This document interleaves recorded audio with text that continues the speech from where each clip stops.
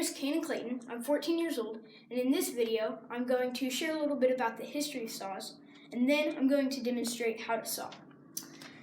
The earliest known saws were dated from 4900 BC to 4700 BC in the prehistoric and Mesolithic periods.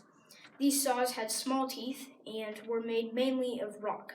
However, other materials were used. Even shark teeth were used. Egyptian saws around this time were made of bronze, copper, and sometimes, yet rarely, iron.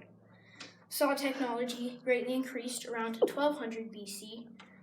The teeth were made larger, and not only that, but saw technology increased with how they made the saw itself. During the Iron Age, saw technology increased even more. That's when the Romans improved and learned from the Egyptians and how the Egyptians made their saws. At the same time, they started shaping the teeth of the saws differently so that they would cut better and easier or be used for specific tasks. Around 450 AD to 1775 AD, different saws like the back saw, hand saw, and frame saw were introduced. In 1775, the British played a part to influence the advancement of saws. By this time, most of the saws that were used were pull saws, which meant that they cut when you pulled back on them instead of when you pushed forward on them. But the medieval times changed that. So during the medieval times, the push saw was introduced, which means that it cuts, obviously, when you push it. Also during the medieval times, sawmills were introduced, and most sawmills were run by wind, water, and sometimes treadmills. These sawmills helped to mass-produce lumber and made labor much easier. Around the 1500s, sawmills advanced, and by the 18th and 19th century, saws formed into what they are today. Obviously, the discovery of electricity greatly increased saw technology as we know it. In fact, the majority of saws that we use today are not run by men, but instead by electricity. Now, let's go outside and I'll show you how to saw. Alright, so I have my piece of wood right here. I have it clamped with this clamp right here. I'm using a sawhorse to cut on because I can't use my mom's dining room table. And I've marked the wood with my marking gauge and gone over it with a pencil so that it's easier to see. Because when you're sawing, you want to be able to see what you're cutting. So before I show you what to do, I'm going to show you what not to do. So you don't want to hold the saw with a very tight grip like this. Doing this and making short, choppy cuts will not cut the wood very well. Instead, you'll want to have a nice loose grip on it with one hand, fingers pointing forward.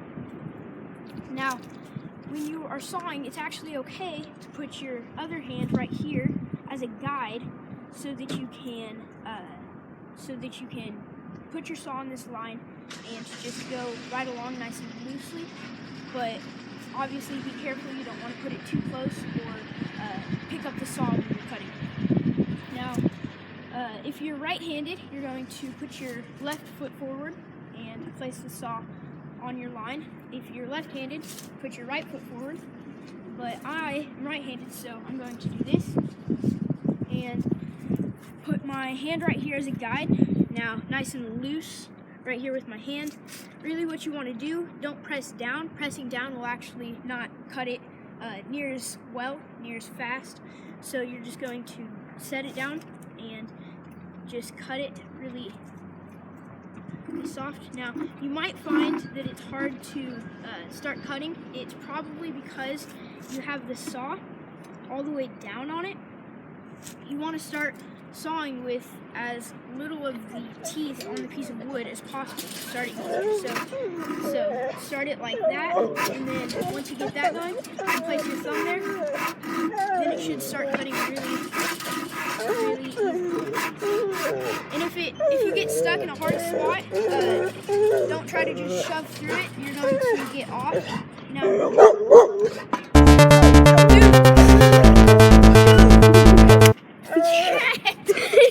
Now, if you find that it's hard to start, it's probably because your saw is flat on the piece of wood when you're starting out. which is not good. You want to start sawing with as little teeth of the saw on the piece of wood as you can, if it's hard to get started. So I'm just going to put it right here, start sawing, and then pretty soon get it going nice and easily, still using your thumb as a guide. Now, if I wanted to cut the top piece of this wood right here, I would do something similar to what I'm doing now. So I would place the wood just like I had it, and I would clamp it, but then I'd use the tip of the saw to cut a nice groove right along here. And once I had that groove in there nicely, then I'd turn it to the other side and I'd do the same thing, and then I could start cutting without my saw getting off track.